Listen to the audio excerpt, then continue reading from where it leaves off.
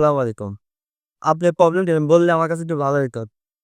আমার প্রবলেমটা হলো যে আরে একটা যে আইডি, ভোটার আইডি কার্ডের জন্য একটা নাম পরিবর্তন করার জন্য দিছিলাম। আজকে প্রায় যে ১ বছরের উপরে হয়ে গেছে। তো আমাকে একটা সিম্পল আমার কম্পিউটার থেকে একটা পেপারের কপি দিয়ে দিছে। তো আমি বলছিলাম যে আমার যে অরিজিনাল যে ভোটার আইডি কার্ডটা সেটার কপি দিবেন। তারা বলছিল যে যখন শেষ হবে প্রায় ১০ বছর পর দিবে। তো এটা কি মানে কিভাবে সম্ভব হয়? একটা আইডি কার্ডের জন্য ১০ বছর পরে দিবে? আচ্ছা, সেটাই। বর্তমানে বাংলাদেশে যেসব সেক্টরে মানে সরকারি অধিদপ্তর বলেন বা বিভিন্ন সেক্টরে যেগুলোতে কর্মকর্তারা জব করতেছে, যারা চাকরি করে, এদের নামের ক্ষেত্রে অনেক ভুলভ্রান্তি হয়। নাম তো আমি আপনাদের বললাম কিছুক্ষণ আগেও যে নাম ছিল বাকের আলী, বাকের খালি রেখে ফেলছে। এখন নামের বানানে ছোটখাটো ভুল তো মানুষের সাধারণ থাকে। এইগুলো সমাধান করতে তার গোয়া লাগবে ৩ মাস, ৪ মাস, ৫ মাস। আবার সেই সমাধান করার পর সেই কাগজটা পাইতেও তার লাগবে ১ বছর, ১.৫ বছর, ২ বছর। এই যে ভোগান্তি মানুষের। এই ভোগান্তিগুলোকে কি বাসা দেয়া যায় বলেন? বর্তমান সরকারের ব্যবস্থা টেন্স আসছে। এখন বর্তমান সরকার যেটুকু পরিবর্তন করতেছে। কিন্তু আমরা এই সমাধানগুলো কিভাবে পাইতে পারি? আপনি একটু মতামত প্রকাশ করলে ভালো হতো। তো আমার বিগত সরকারের কাছে এই ধরনের উল্টাপাল্টা বেশিরভাগই হইছে।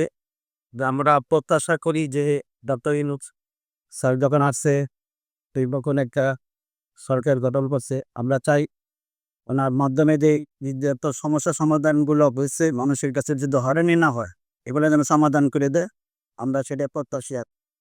অবশ্যই। আমরা চাই যে এই যে সেক্টর গুলো মানে সিম্পল একটা বিষয়। আমি ২০১৫ সালে আইডি কার্ড লাগাইছি। এখন পর্যন্ত স্মার্ট কার্ড পাই নাই। আমি অফিসে যখন গেছি বলছে ২০১৯ সালে এই ১৯ সালে থেকে আমার লাইসেন্স শেষ। আইডি কার্ডের মেয়াদ শেষ। ওখানে উল্লেখ করা আছে আইডি কার্ড ২০০০ কার্যকারিত্ব যেটা লাগে ১৯ সাল পর্যন্ত। আমি এখন পর্যন্ত ওইটা দিয়ে চালাইতেছি। ওইটা দিয়ে হইতেছে, সব হইতেছে। কিন্তু কোন রকমভাবে আইডি কার্ড পাই নাই। স্মার্ট কার্ডের কোনো নামগন্ধ নাই। এখন আমার পরে ২০২০ এর দিকে যারা লেখাইছে, ২০২০ এ যারা লেখাইছে তারা স্মার্ট কার্ড পেয়ে গেছে। কিন্তু আমি ২০১৫ সালে লেখাইছি, আমি আজ পর্যন্ত স্মার্ট পাইনি। আবার এই যে জন্ম নিবন্ধন কার্ড থাকে, এই যে পাসপোর্টের সংক্রান্ত, লাইসেন্স সংক্রান্ত যে প্রবলেম গুলো বর্তমানে বাংলাদেশ ফেস করে। একটা লাইসেন্স করতে গেলে বেশিরভাগই টাকা খাওয়ার হিসাব নিকাশও সব জায়গায় আছে। টাকা ছাড়া কোনো কিছু হয় না। বর্তমান জামানাতে কিভাবে ৳১০ পকেটে ঢোকাবে সেই চিন্তা। একটা মানুষ কিভাবে সুবিধা পাবে, কিভাবে মানুষ নিজে স্বাচ্ছন্দ্য বোধ করবে, সবকিছু পাবে। একটা পাসপোর্ট করতে গেলে ছোট একটা ভুলের কারণে এই সমস্যা, ওই সমস্যা। মানে রিসেন্টলি আমি একটা পাসপোর্টের জন্য এপ্লাই করছি। আমার এক ফুপি, তিনি ডিভোর্স, ৪ বছর ডিভোর্স হয়ে গেছে। তো তার হাসব্যান্ডের সাথে ৪ বছর ডিভোর্স হয়ে গেছে, তার সাথে কোনো সম্পর্ক থাকে না। ওদের কাগজপাতি কই রাখে কি না রাখে কোনো হদিস নাই। মানে ডিভোর্সের পেপার-টেপার তো কোনো হদিস থাকে না। যখন আছে হয়েছে, মনোমালিন্য হয়েছে। ৪ বছর হয়ে গেছে। এখন সে যখন পাসপোর্ট করতে দিচ্ছে তার অরিজিনাল আগে একটা পাসপোর্ট ছিল। এখন যখনই লেখা উল্লেখ তো আছে, আগে যে পাসপোর্ট ছিল সেখানে হাসব্যান্ড উল্লেখ ছিল। পরে যে পাসপোর্ট করতে গেছে, রিনিউ করতে গেছে, তখন ওখানে উল্লেখ করছে ডিভোর্স। এখন তার ওই কাবিননামা লাগবে, তার ডিভোর্স নামা লাগবে, তার আর হাসব্যান্ডের আইডি কার্ড লাগবে। এগুলো সে কিভাবে ম্যানেজ করবে? এটা একটা বোকামি। তার বড় ভাই আছে, ভাই আন্ডারে আছে। সে পারলে নতুন একটা বিয়ে করলো, না করলে সে এভাবে সংসার করবে। সেটি ভালো হয়। এবং তার ক্ষেত্রে এটা কিভাবে পসিবল? পাসপোর্ট অফিসে গেছি, না ঝামেলা, এই সমস্যা, পুলিশে ধরায় দেবো, এ দেবো, টাকা খাবে, এ খাবে। বহুত রকম কথা বলছে। তার পাসপোর্ট দিবেই না। বিনিময়ে তারা সবকিছুই করতে পারে। এই যে প্রবলেম গুলো বর্তমান বাংলাদেশের মানুষ ফেস করতেছে, এইগুলো কেমনে সম্ভব? এইগুলো থেকে আমরা কিভাবে নিষ্কার পাইতে পারি আপনার মতামত একটু প্রকাশ করুন। আমার আমার মনে হয় যে আমরা তো বিগত পশুদের বিভিন্ন সেক্টরে সবাই কম আর বেশি বিতর্কিত হইতেছে। ছোটখাটো বিষয় নিয়ে গুলা যারা ঊর্ধ্বতন কর্মকর্তা আছে বা গভর্নমেন্টে যারা আছে দেখি তারাও জানে যে বিগত সরকারে বা তার আগেও অফিস আদালতে বিভিন্ন জায়গায় বিশেষ দালালিও থাকে, বিশেষ অপকর্মীতে অফিসারও থাকে, তারাও সব দুর্নীতির সাথে জড়িত হয়ে গেছে। বর্তমানে এগুলা যেন সরকার এবং গভর্নমেন্ট যে বর্তমানে আছে তারা যেন এই সেক্টরগুলো যেন নজরদারি করে এবং যারা জনগণ আছে, সাধারণ জনগণ আছে, তারা যেন একটু ভালো উপায়ে মানে তারা যেন একটু মানে এই কাজগুলো সহজভাবে করতে পারে সেটি তারা নজরদারিতে। আর যারা সব সরকারি যারা বসির সাথে জড়িত, দালালের সাথে জড়িত, তাদেরকে যেন চিহ্নিত করে। চিহ্নিত করে একজন ভালো অফিসার এবং ভালো যোগ্য মানের লোক যেন বিভিন্ন সেক্টরে বসে দেয় যে আমাদের বর্তমান সরকার এস করতেছে। আচ্ছা।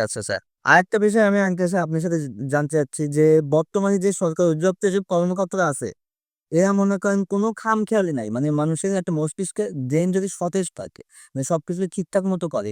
এরা নামে ভুল, বানানে ভুল, সংখ্যায় ভুল, এই ভুল ও ভুল। এরা তো লেখাপড়া শিখছে। একটা সরকারি রেজাল্টে চাকরি পাইতে হলে কম করে অনার্স মাস্টার্স পাস। আর এসএসসি পাস তারা তো নিউট্রিয়েন্টের জাতীয়। মানে এরা যারা কম্পিউটার অপারেটর হইতেছে বা এই কাজগুলো করতেছে সরকারিভাবে, মানে যারা যেসব পদে যারা বসে আছে, এদের কি মস্তিষ্ক যে সব ক্ষেত্রে তারা ভুল করে। মানে এইগুলোকে সংশোধন করা, এমনকি আমার একটা ছোট ভাই আছে, এ তো কম্পিউটার সম্বন্ধে আলোচনা করছে। ফোন দিয়ে দিলাম, আমি আমেরিকার বড় নেতা ছিলাম, আমি বলে দিলাম ও একটা চাকরি দিয়ে দিছে, ঠিক আছে চাকরি দিয়েছে। এরকম বহুত সেক্টরে বহুত জায়গায় বহুত অযোগ্য লোক পড়ে আছে। যোগ্য মানে কম্পিউটার নিয়ে রিসার্চ করতে করতে তারা এখন বড় মাপের টাকা পয়সা আর্নিং করুক আর না করুক, তা কম্পিউটার ভালো মাপের দক্ষ, এরকম লোক জব পাইতেছে না, চাকরি বাকরি পাইতেছে না, রাস্তায় রাস্তায় ঘুরতেছে, বিভিন্ন হতাশায় পড়তেছে। এইসব লোক কোথাও চাকরি পায় না, অযোগ্য লোককে জায়গায় জায়গায় জায়গায় জায়গায় বসে রাখছে, এরা সবকিছু করতেছে। এক্ষেত্রে তো বাংলাদেশের মানুষের হয়রানি ছাড়া আর কিছু হইতে পারে না। তো এই যে বলেন না অযোগ্য লোক বা এই যে বিভিন্ন সেক্টর যে যারা মনে করেন যে কর্মর দিকদার বেশ একটা ভালো না, এদের কি কারণ আছে? এগুলো যাদের মামা টামা আছে আর যাদের বসে টাকা টোকা আছে তারা এইসব এই কাজগুলাকে, যারা মামা আছে তাদের তো কোনো কথাই নাই। অযোগ্য লোকদের একটু বসাই দেয়। আর যাদের টাকা পয়সা খায় এটা তো মানে আগে থেকেই এগুলো প্রচলন। জি, জি। এই জন্য আমি মনে করেন এই যে বিভিন্ন যে কর্মস্থলে আর কি এই ধরনের অযোগ্য লোক পাওয়া যায়। আর যারা যোগ্য লোক তাদের দেখা গেছে তাদের কোনো মামা নাই, কোনো তাদের টাকার জোর নাই। তারা অসহায়ভাবে এদিক সেদিক ঘোরাফেরা করে। তাদের সাহায্য করার মতো বিশেষ করে থাকে না আরকি। তবে তাদের সাহায্য করে যদি উপরওয়ালা কোনো সময় কোনো ভাগ্যে মিলে যায় তখন আরকি পায় ২-১ জনে আরকি, সেটা ভাগ্যক্রমে। এদিক দিয়েও মনে করেন যে এইসব অযোগ্য লোক তারাই হয় যারা যে সুপারিশে চাকরি পায়। জি, জি, জি, জি। অবশ্যই, অবশ্যই। এটাই লোক বিভিন্ন এইজন্য তো বাংলাদেশে আন্দোলনটা হয়েছে যে যারা অরিজিনাল মেধাবী, যারা যোগ্য লোক তারা জব পাইতেছে না। মামা খালু কুঠা ধরে, ধরে, ধরে, ধরে এই সুবাদে ওই সুবাদে এই কুঠা ওই কুঠা দিয়ে তারা জব পাইতেছে, আরাম পেতেছে। গুলো খায় না অযোগ্য লোককেই বজায় দিয়েছে। কিন্তু একদিক দিয়ে আবার ইনশিওর করা যায় যে যারা মুক্তিযোদ্ধা, অরিজিনাল মুক্তিযোদ্ধা, তারা যে ভাতাগুলো পাইতো এইগুলো মনে করেন তাদের একটা প্রজন্ম ছিল। তারা পাইতো ঠিক আছে। কিন্তু তাদের নাতি-পুতি যে জব-টব করতেছে, মানে হাতে গোনা ২-১ টা পাইতে পারে। তাই বলে এই মুক্তিযোদ্ধার নাম খাটাইয়া মানে কেন তার মুক্তিযোদ্ধার কোনো অস্তিত্বই নাই। তাদের বংশকে মুক্তিযোদ্ধা ছিলও না। তারা মুক্তিযোদ্ধার কোঠা ধইরা ওখানে জব পাইতেছে। তো হইছে, অনেক হইছে। আমার লেখা অনেক হইছে। এটার নাম হচ্ছে ছাত্র ভাইরা এত আন্দোলন করো কিসের জন্য? এজন্যই তো। যাদের মেধার কোনো তাদের মূল্যায়ন নাই। হ্যাঁ, কিন্তু আবার একটা জিনিস কি, বাঙালি জাতটা এমন হয়ে গেছে যে সবার কাছে ঘৃণিত টাইপের। মানে এরা চোর। মানে এদের মধ্যে যে ভালো মানুষ আছে, ভালো দিকগুলো আছে এইগুলোকে মানে বিচার বিশ্লেষণ কম করে। মনে করে আর ২ দিন চাকরিতে ঢুকছে, এদিন গিয়েছে, ও গেছে, ও কিন্তু পরিবর্তন হয়ে যাইতেছে। ওদের যে সিস্টেমটা এমনভাবে আটকাই ফেলছে, আপনি লক্ষ্য করবেন যে আমি অফিসে মনে করেন জব করতেছি। আমার অফিসে ১০ টা লোক আছে। আমাদের কাজে কিন্তু ওই ঘুষ-টুস দিয়ে আমি ২-৪ জন ভালো লোক আইসা ওইখানে পার পাইতেছে না। ওদের মধ্যে থাকতে পাইতে থাকতে, থাকতে এমন নিজের টেনডেন্সি হয়ে গেছে, না কেউ উপায় নাই। ওরা টিকতে পারবে না। সততা পিছনে লেগে যায়। জি, সত্য। মানে এইভাবে ভালো মানুষগুলো অন্যায়ের পথে চলে। কিন্তু অনেক ভালো মানুষ আছে যাদের ফলে তারা নিজেদের পরিবর্তন করতেছে, দেশকে পরিবর্তন করতেছে। তারা নিজের ছোট, ছোট কাজের দক্ষতার মাধ্যমে অনেক মানুষ তাদের কাছ থেকে সেবা পাইতেছে। আমরা চাই যে বাংলাদেশের প্রত্যেকটা সেক্টরে এমনভাবে ডেভেলপ করবো যেন সৎ এবং যোগ্য লোক। মানে যোগ্য লোক থাকলেই তারা বুঝতে পারবে যে কিভাবে একটা দেশকে একটা ছোট জিনিস থেকে বড় বোঝার উপরে করা যাক। জি, জি, জি।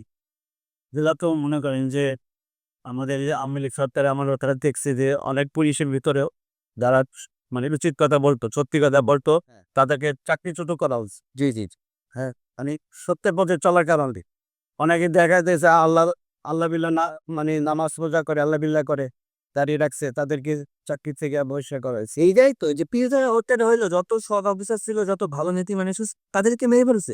যে বাংলাদেশে দুর্নীতিটা মানে মানুষের ক্ষমতা, বাংলাদেশের সবথেকে বড় জিনিস কি, আমার হাতে ক্ষমতা আছে, আমি বাঘ। আমি আমি সবকিছু করতে পারি। আমার কে খাইয়াবে? আমার কাছে টাকা আছে, ক্ষমতা আছে, আমি এভরিথিং।